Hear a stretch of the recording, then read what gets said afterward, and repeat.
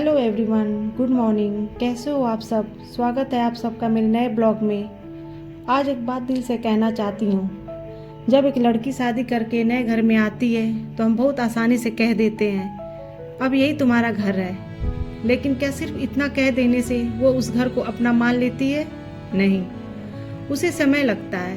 नए लोग, नई जगह, नई आदतें और सबसे बड़ी बात, अपने मायके को छोड़कर एक बिल्कुल नई जिंदगी शुरू करना। ऐसे में अगर परिवार उसे समझने के बजाय हर छोटी बात पर ताने देने लगे, तुम्हें इतना भी नहीं आता, मायके में क्या सीखा है, हमारे घर में तो ऐसा नहीं होता है, तो सोचिए उसके मन पर क्या गुजरती होगी। हो सकता है वह कुछ ना बोले, लेकिन चुप रहने के मतलब ये नहीं कि उसे दर्द नहीं होता। वो भी किसी की बेटी है जिससे उसके माता पिता ने इतने साल से प्यार से पाला है।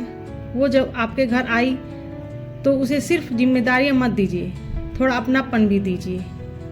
और खासकर जब वो माँ बनती है तब उसकी ज़िंदगी और मुश्किल हो जाती है। बच्चे की जिम्मेदारी, घर की जिम्मेदारी और अपने लिए बिल्कुल समय नहीं। बच्चा रात में उठे तो माँ उठती है, बच्चा बीमार हो तो माँ परेशान होती है, बच्चे को कुछ चाहिए तो माँ सबसे पहले दौड़ती है। लेकिन कई बार कोई ये नहीं पूछता तुम थक गई हो क्या।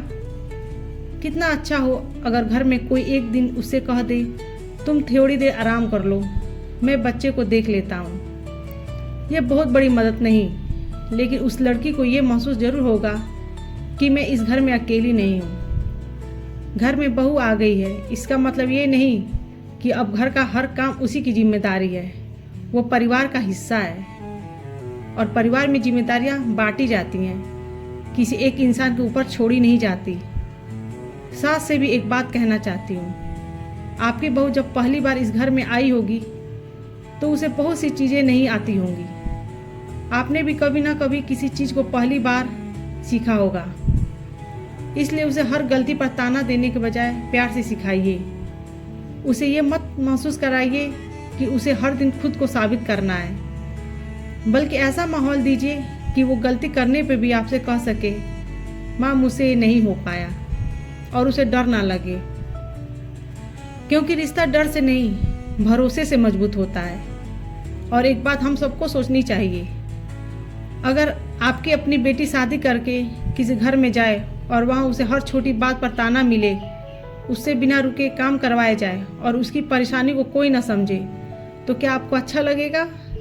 अगर नहीं तो किसी और की बेटी के साथ भी वैसा व्यवहार मत कीजिए। बहू को बेटी जैसा मानना सिर्फ बोलने की बात नहीं है, बेटी की तरह समझना है।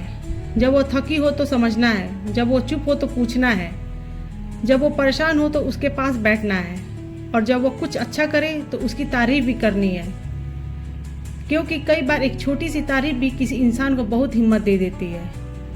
और बेटियों से भी एक बात, अगर नए घर में कभी आपको अकेलापन महसूस हो तो खुद को कमज़ोर मत समझना। मायके की याद आना गलत नहीं है, थक जाना गलत नहीं है। कभी रो लेने का मन करे तो रो लेना, लेकिन अपनी परेशानी को हमेशा दिल में दबाकर मत रखना। रिश्ते बातचीत से बेहतर होते हैं, बस एक दूसरे को समझने की कोशिश होनी चाहिए। आखिर बहू भी इंसान है, उसके भी सपने हैं, उसका भी मन है।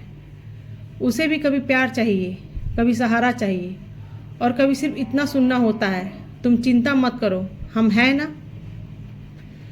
किसी की बेटी को अपने घर लाना सिर्फ एक रिश्ता जोड़ना नहीं है, उसके साथ एक जिम्मेदारी भी आती है।